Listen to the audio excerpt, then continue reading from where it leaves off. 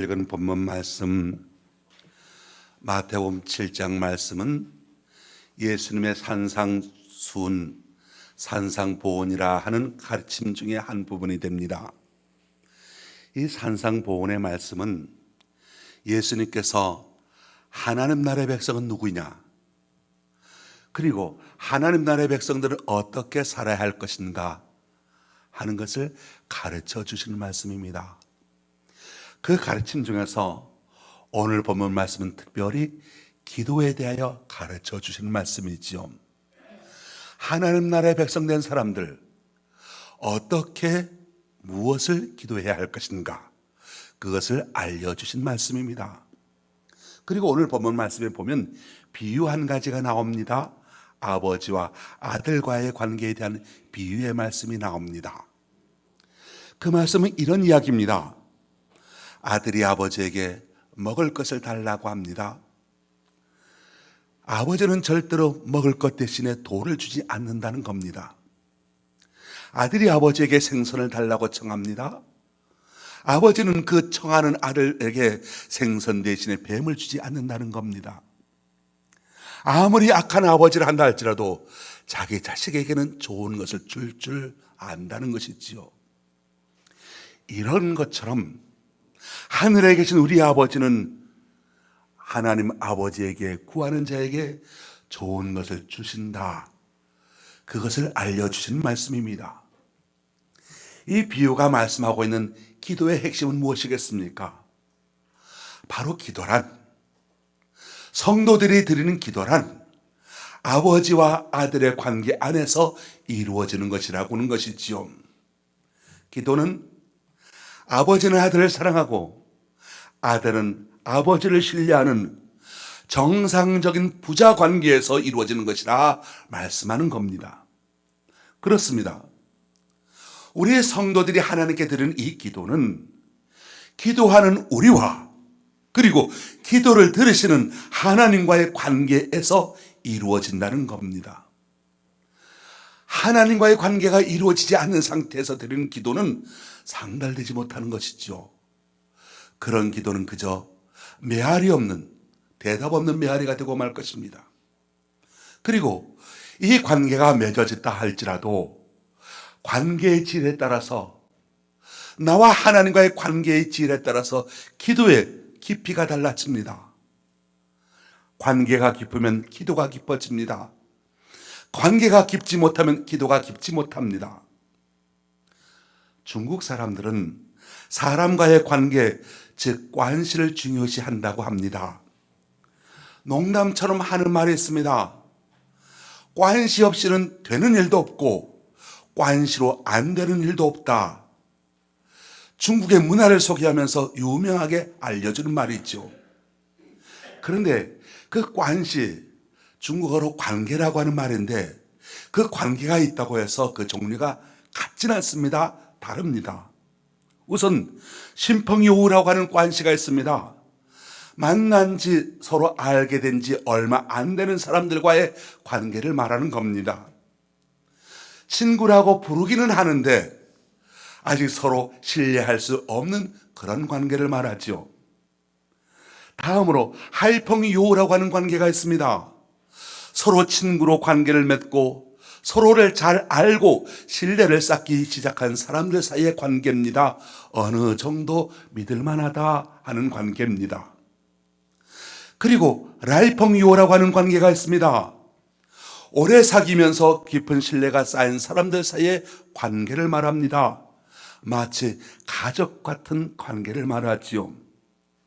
중국 사람들은 자기와 어떤 관시를 맺고 있느냐에 따라서 서로 대하는 것이 다르다고 합니다. 라이펑요우의 관시를 맺고 있는 경우 서로 부탁을 하면 의를 지키고 최대한 다 들어줍니다. 기도가 그렇습니다. 하나님과 우리와의 관계가 그렇습니다. 중국인들이 말하는 라이펑요우 관시처럼 우리도 하나님과 관계가 깊어져야 합니다. 하나님과 관계가 깊어질 때 기도가 깊어질 수 있고 하나님과 관계가 깊어질 때 기도 응답을 받을 수가 있습니다. 그래서 우리는 무엇을 기도할 것인가, 어떻게 기도할 것인가에 대해서 관심보다 먼저 내가 어떻게 하나님과 관계를 가질 것인가, 거기에 관심을 가지고 하나님과 좋은 관계를 가질 수 있도록 힘쓰고 노력해야 합니다. 사랑하는 성도 여러분, 하나님과 좋은 관계를 가지시기 바랍니다. 그런 관계를 아직 맺지 못하신 분들은 우선 하나님과의 관계를 회복하시기 바랍니다. 그러면 더 깊은 기도, 더 풍성한 응답을 받을 수 있는 기도를 들을 수 있게 되는 겁니다. 특히 우리가 신앙생활을 하면서 하나님과의 관계를 정립하고 다시금 하나님께 가까이 나가고 하나님을 기필코 가까이서 만나야 하는 때가 있습니다. 일찍이 선지자 이사야는 이사야 55장에서 이렇게 권면합니다. 너희는 여호와를 만날 만한 때 찾으라. 가까이 계실 때 그를 부르라.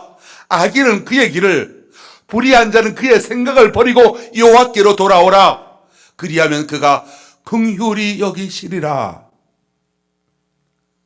이 말씀처럼 우리가 특별히 하나님께 가까이 해야 하고 하나님과 관계를 성청새롭게 정립하여 부르짖고 만나고 하나님의 손을 붙잡아야 될 때가 있다는 겁니다. 어느 때겠습니까? 몇 가지 경우를 보면 이렇습니다. 첫째로, 내 죄가 생각날 때 하나님을 얼른 다급하게 가까이 찾아야 합니다. 하나님께서는 우리의 죄를 용서해 주시고 하나님께서는 우리를 더 사랑해 주시기 위하여 때로 우리의 마음속에 회개의 영을 일으키실 때가 있습니다. 어느 날 갑자기 그동안 생각지도 못했던 내 실수, 내 잘못, 내 죄악이 불현듯 떠오를 때가 있습니다. 이때는 하나님께서 먼저 우리의 죄를 용서해 주시려고 우리의 마음속에 회개하고 싶은 마음을 일으키시는 겁니다. 그렇기 때문에 지난날 잘못된 일, 잘못했던 것들, 거짓스러웠던 것들 등 죄가 생각나거든. 아, 지금 하나님께서 나를 부르고 계시는구나. 그렇게 생각하십시오. 누가복음 15장에 보면 소위 탕자의 비유가 나옵니다. 둘째 아들이 일방적으로 아버지를 떠났습니다. 아버지와의 관계를 깨뜨렸습니다. 그런데 집을 나간 아들이 다시 되돌아오지요. 왜 돌아왔겠습니까? 어떤 일이 있었기에 돌아왔겠습니까? 누가복음 15장 17절로 20절 이렇게 말씀합니다. 이에 스스로 돌이켜 이르되 내 아버지께는 양식이 풍족한 품꾼이 얼마나 많은고 나는 여기서 줄여 죽는구나. 내가 일어나 아버지께 가서 이르기를 아버지, 내가 하늘과 아버지께 죄를 지었사오니, 내가 하늘과 아버지께 죄를 지었사오니. 평상시엔 몰랐는데 갑자기 아버지께 죄를 지었던 것이 생각이 나더라는 겁니다. 어떻게 하겠다는 겁니까? 지금부터는 아버지 아들이라 일컬음을 감당하지 못하겠나이다. 나를 품꾼의 하나로 보소서 하리라 하고 이에 일어나서 아버지께로 돌아가니라 말씀합니다. 결과는 무엇입니까? 아버지가 따뜻하게 맞아줍니다. 아버지와 아들과의 관계가 다시 회복되었습니다. 우리가 생각해 봐야 될 것이 여기에 있습니다. 왜 아들이 다시 아버지의 집으로 돌아왔느냐는 것이지요. 어떻게 돌아오게 되었느냐는 것이지요. 내가 하늘과 아버지께 죄를 지었사오니 갑자기 자기가 죄를 지은 것이 생각나더라는 겁니다.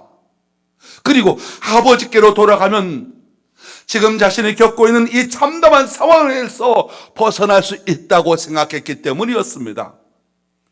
아버지 품이 생각났고 아버지의 따뜻한 손길이 그리워서 다시 돌아왔던 겁니다. 아버지, 내가 하늘과 아버지께 죄를 지었사오니 하면서 돌아왔습니다. 그렇습니다. 하나님과의 관계도 그렇습니다. 하나님께 내가 죄를 지었사오니, 그 생각이 나는 이유가 무엇입니까? 우리 속에 하나님의 마음을 알고 있는 것이 있기 때문에 그렇습니다. 어떤 것입니까? 하나님께서 우리를 사랑하신다는 겁니다. 하나님께서 우리에게 좋은 것을 주시기 위하여 기다리고 계신다는 것을 알기 때문에 그런 겁니다. 하나님께서는 하나님께로 돌아오라고 내 죄악을, 내 부끄러운 수치를, 내 잘못됨을 생각나게 하신다는 것이지요. 그래서 하나님 앞에 죄를 용서를 구하고 고백하면 사함을 얻게 되는 것을 말씀하고 있습니다. 그런데 여러분, 사함을 받지 못한 죄는 반드시 심판의 채찍을 맞게 되어 있습니다. 그냥 넘어가지 않는다는 겁니다. 하나님께서 우리를 심판하실 때 무턱대고 심판하시지 않습니다. 먼저 회개할 기회를 주십니다. 회개할 기회를 주시는 방법으로서 죄가 생각나게 하고 그 죄를 뉘우칠 수 있는 기회를 먼저 주신다는 것이지요. 깨닫게 하는 마음을 주셔서, 그래서 그 마음이 돌아서게 한다는 겁니다. 어떻게 해야 되겠습니까? 그럴 땐 변명하지 말아야 합니다. 핑계로 합리화하지 말아야 합니다. 하나님 앞에, 하나님, 내가 하늘의 하나님께 죄를 지었사오니, 아버지 하나님께 죄를 지었사오니 용서하옵소서. 하나님으로부터 죄사함을 받아야 합니다. 따라서 우리 마음속에 죄가 생각나거든,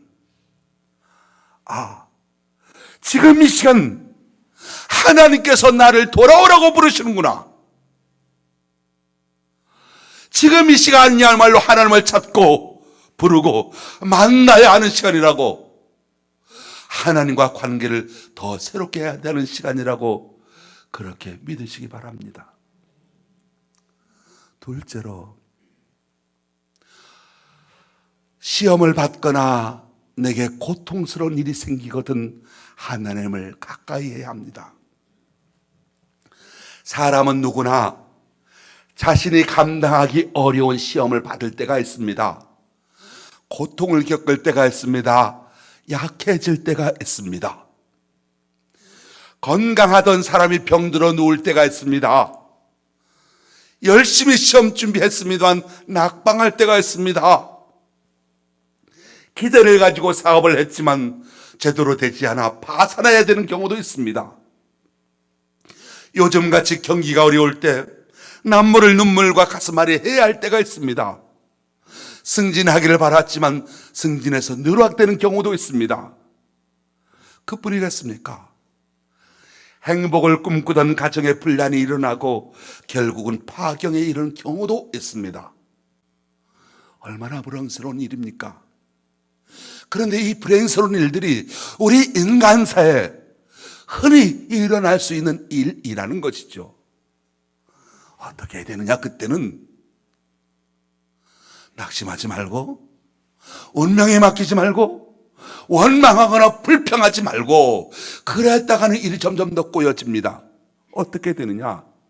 바로 그때는 하나님을 찾아야 할 때라는 겁니다. 우리나라 최고의 대학이라 일컫는 카이스트의 대학에서 학생 4명이 연이어 자살한 적이 있습니다. 카이스트라고 하면 이 대한민국에서 최고 수재들이 모이는 겁니다. 최고의 수재들이, 그것도 열심히 공부해서 좋은 대학에 들어갔습니다. 모두가 부러워하는 학생들이지요. 이렇게 고생해서 바라던 명문대학에 들어갔는데 왜 4명이 연이어 목숨을 끊고 말았을까요? 학업 스트레스 때문이라고 합니다. 대한민국에서 공부 제일 잘하는 아이들이 공부 더 잘하는 일이 더 벅차서 스스로 목숨을 끊었다. 참 이상한 일입니다. 우리가 경험하지 않습니까? 그렇게 학교 다닐 때 공부 잘하지 못했어도 공부 잘 못해서도 잘 된 사람들 우리 주변에 많이 있지 않습니까? 우리가 많이 경험하지 않습니까? 거기다가 공부까지 잘한다면 더 잘되고 더 행복해야 할 터인데 그러지가 않더라는 겁니다. 이 나라 최고의 수재들이 원하는 성적이 나오지 않는다고 낙심했고 스스로 목숨을 끊고 말았습니다. 여러분, 과연 좋은 학교에서 좋은 성적을 내야만 잘 사는 것이겠습니까? 남들과 경쟁해서 조금 나아야만 잘 살 수 있는 것이겠습니까? 내가 원하는 만큼 성과가 나야 우리 인생이 살만한 가치가 있겠습니까? 그렇지 않다는 겁니다. 하나님께서는 우리 각자의 모든 필요를 다 알고 계십니다. 그러니 그 필요가 생기거든 하나님을 먼저 찾으라는 것이지요. 마태복음 6장 30절로 32절. 오늘 있다가 내일 아궁이에 던져지는 들풀도 하나님께서 이렇게 입히시거든 하물며 너희일까 보냐, 믿음이 작은 자들아. 그러므로 염려하여 이르기를 무엇을 먹을까, 무엇을 마실까, 무엇을 입을까 하지 말라. 이는 다 이방인이 구하는 것이라. 너희 하늘 아버지께서 이 모든 것이 너희에게 있어야 할 줄을 아시느니라. 할렐루야. 하나님을 찾으면 너희에게 있어야 할 모든 것 아시는 하나님께서 주신다 약속하시는 겁니다. 마태복음 6장 33절로 34절 말씀. 그런즉 너희는 먼저 그의 나라와 그의 의를 구하라. 그리하면 이 모든 것을 너희에게 더하시리라. 그러므로 내일 일을 위하여 염려하지 말라. 내일 일은 내일이 염려할 것이요 한날의 괴로움은 그날로 족하니라. 할렐루야. 하나님은 우리의 모든 형편과 처지를 아십니다. 그리고 하나님은 하나님을 찾는 모든 이들에게 그 모든 필요를 채워주십니다. 어려운 문제에 부딪히면 부딪힐수록 나 혼자 감당하기 어려운 일을 만나게 되거든.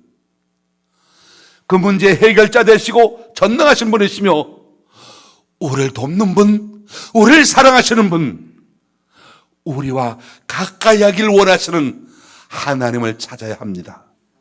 바로 하나님을 꼭 만나야 할 때입니다. 세 번째로, 큰 일을 앞두고 있을 때 하나님을 가까이 해야 합니다. 새로운 사업, 새로운 일을 계획하고 결혼을 앞두고 있거나 중대한 일을 앞두고 있을 때는 반드시 하나님을 가까이 해야 합니다. 왜 그러느냐? 인간의 모든 일이 인간 마음대로 뜻대로 되지 않습니다. 하나님의 은혜가 내 자신의 삶을 뒷받침해 주어야 됩니다. 잠언 16장 1절. 마음의 경영은 사람에게 있어도 말의 응답은 여호와께로서 나느니라 말씀합니다. 중요한 문제가 있거든. 힘이 되시는 하나님을 찾으라는 겁니다. 하나님의 손길을 붙들라는 겁니다. 하나님께 구해야 합니다. 우리가 구하면 받고 구하지 않으면 받지 못합니다. 우리가 구하는 것에 따라 우리 인생이 달라집니다. 구하는 만큼 인생이 달라집니다. 우리의 기도가 우리의 인생을 바꾸게 됩니다. 무엇이든지 하나님께 구하시기 바랍니다. 작은 것이라도 사소한 것이라도 하나님께 구하시기 바랍니다. 언제 하나님을 가까이 한다고 말씀드렸습니까? 내 죄가 생각나거든 하나님을 찾으십시오. 시험을 받거나 고통스러운 일이 생기거든 하나님을 찾으십시오. 중요한 일을 앞두고 있을 때 반드시 하나님을 가까이 하십시오. 하나님의 능력을 입어야 합니다. 그러면 문제가 해결될 수 있습니다. 그렇다면 우리가 하나님께 가까이 하는 방법은 무엇이겠습니까? 어떤 방법으로 하나님께 가까이 할 수가 있겠습니까? 그 방법이 무엇이냐? 오늘 말씀에 기록되어져 있습니다. 7절 말씀입니다. 구하라, 그리하면 너에게 주실 것이요, 찾으라, 그리하면 찾아낼 것이요, 문을 두드리라, 그러면 너에게 열릴 것이니. 이 말씀을 통해서 우리가 하나님을 가까이 할 수 있고 하나님의 능력을 힘입을 수 있다면 우리의 삶은 승리의 삶이 되게 될 것입니다. 어떤 방법으로 하나님을 가까이 할 수 있습니까? 첫째로 구하는 생활입니다. 7절, 구하라, 그리하면 너희에게 주실 것이요. 8절, 구하는 이마다 받을 것이요 라고 말씀합니다. 구하다라고 하는 말은 간청하다, 부르짖는다 라는 뜻입니다. 간절히 기도하는 것을 말하는 뜻이지요. 간절히 기도하며 살라는 말씀입니다. 기도할 때 내 영혼이 살아 움직이고 생명력을 갖습니다. 영적인 힘을 얻습니다. 기도는 연약한 나의 삶을 전능하신 하나님의 권능에 연결시켜주는 영적인 연결고리입니다. 기도는 인간의 방법이 아닙니다. 인간이 창안한 아이디어가 아닙니다.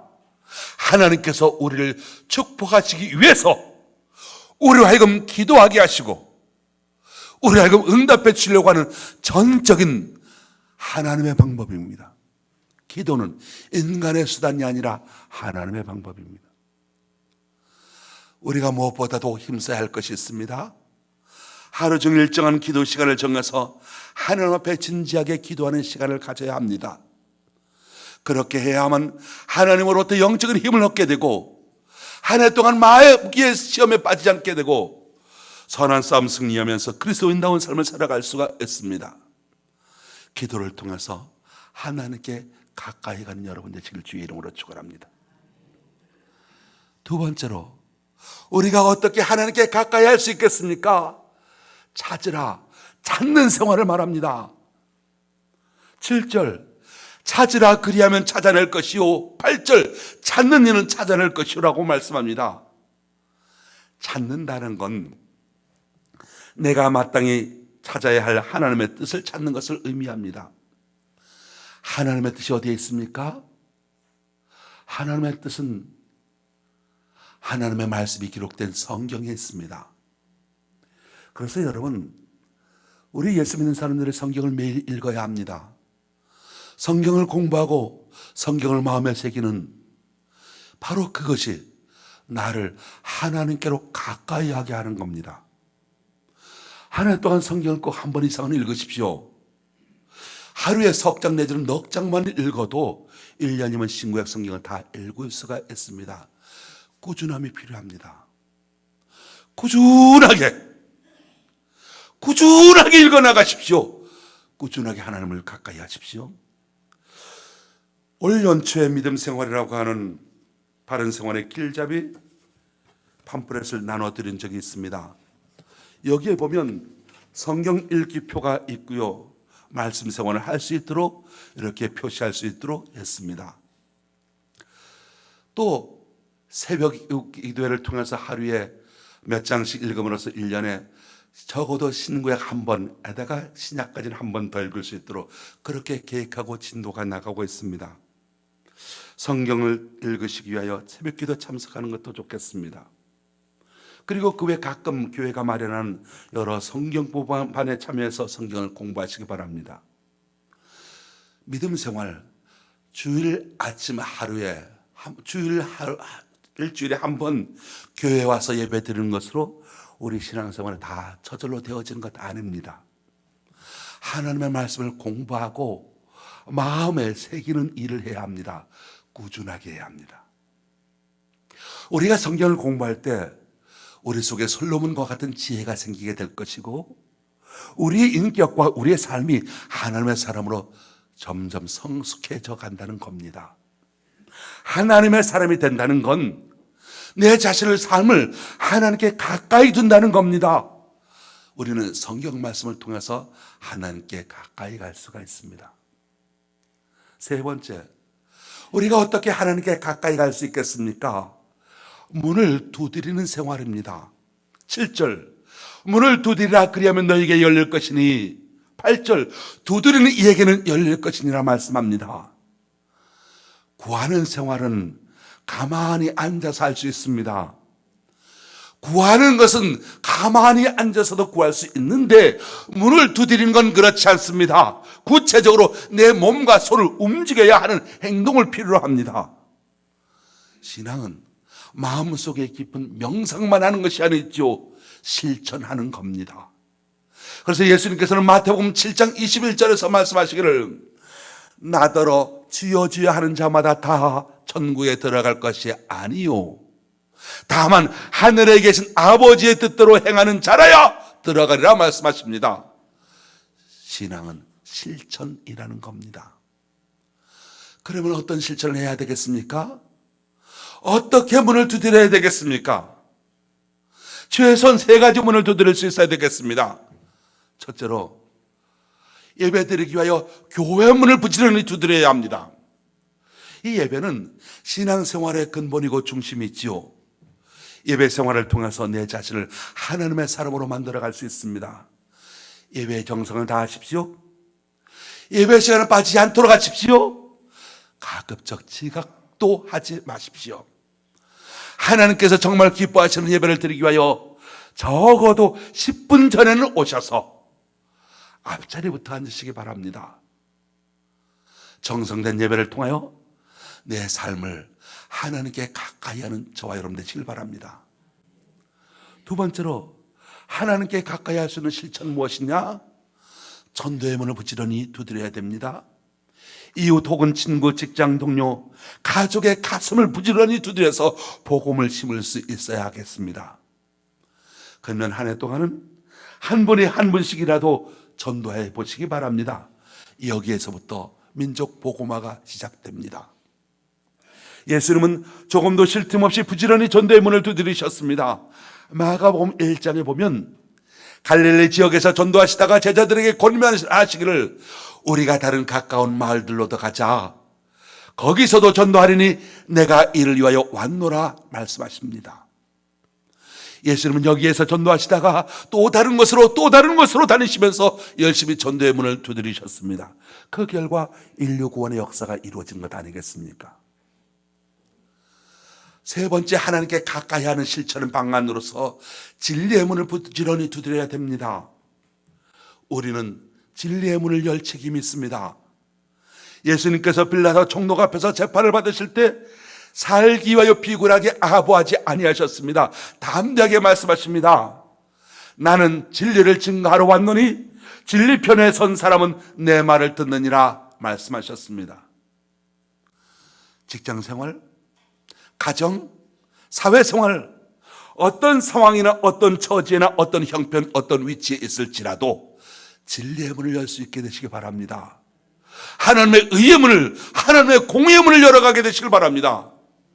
그러할 때 너희는 세상의 빛이요 세상의 소금이라 하신 주님의 말씀대로 실천하는 그리스도인이 되게 될 것입니다. 사순절입니다. 어떻게 살아가야 되겠습니까? 이 세상은 내 능력으로 살아가기에는 힘이 벅찹니다. 전능하신 하나님의 권능이 우리의 삶을 이끌어 주셔야 합니다. 어떻게 해야 된다고 말씀을 드렸습니까? 관계라고 말씀을 드렸습니다. 하나님과의 관계. 그러게 하나님을 가까이 하십시오. 어떻게 하나님께 가까이 나갈 수 있다고 말씀드렸습니까? 첫째는 구하는 생활을 통해서, 둘째는 찾는 생활을 통해서, 셋째는 문을 두드리는 생활을 통해서 하나님께 가까이 갈 수가 있습니다. 어느 교회 목사님이 장로님과 함께 병원 신방을 갔습니다. 병원 신방을 하면서 목사님이 장로님에게 대표 기도를 하라고 했습니다. 장로님이 기도합니다. 살려줄 줄 믿습니다. 건강하게 해줄 줄 믿습니다. 간절히 기도했습니다. 그렇게 신방 후에 병실을 나섭니다. 엘리베이터를 딱 타더니 엘리베이터 문이 딱 닫히자마자 장로님이 목사님한테 말합니다. 목사님, 아무래도 준비해야 되겠지요? 하더랍니다.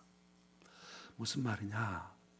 기도는 했는데 믿지를 못했다는 겁니다. 여러분, 기도를 했으면 응답을 확신해야 합니다. 요한일서 5장 15절, 우리가 무엇이든지 구하는 바를 들으시는 줄을 안즉 우리가 그에게 구한 그것을 얻는 줄을 또한 아느니라 말씀합니다. 아빠가 아침에 출근을 하는데 아들 녀석이 아버지한테 부탁을 합니다. 아빠, 오실 때 예쁜 강아지 하나 사주세요. 오냐 그러마. 아빠가 회사에 있다가 저녁에 퇴근해서 집 대문을 열려고 딱 열쇠를 꺼내는데 안에서 마당에서 뚝딱뚝딱 무슨 소리가 나더랍니다.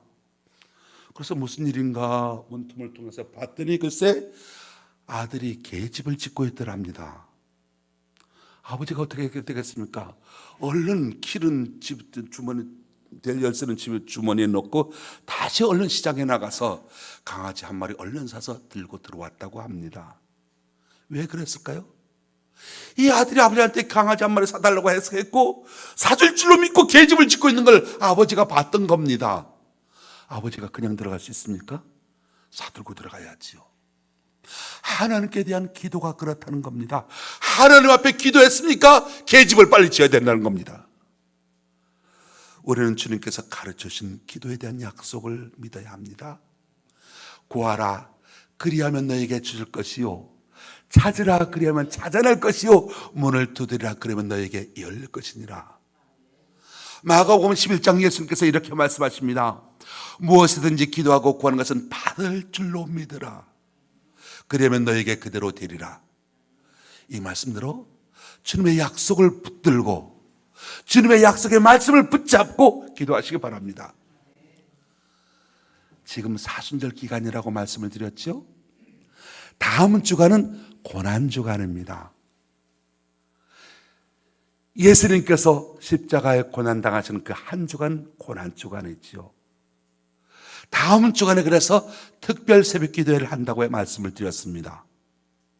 이 한 주간 기도 대행진에 적극적으로 참여하시기 바랍니다. 특히 아버지와 아들의 관계처럼 하나님과의 가까이 관계를 새롭게 하는 사랑의 관계를 회복하는 기회가 되시기 바랍니다. 기도하시거든 약속을 붙잡고 이루어질 줄 믿고 기도하십시오. 그래서 하나님의 능력을 힘입어 승리하는 여러분 다 되시기를 예수님의 이름으로 축원합니다. 기도하겠습니다. 하나님 아버지, 오늘 우리를 불러주시고 예배드리게 하여 주는 은혜 감사와 영광을 드립니다. 우리들 자신을 하늘 주님 가까이 세울 수 있게 하여 주시고 주님과 동행하는 생활을 할 수 있게 하여 주옵소서. 열심히 구하고 열심히 찾고 열심히 두드리는 생활을 하게 할 수 있도록 축복하여 주옵소서. 예수 그리스도의 이름으로 기도합니다. 아멘.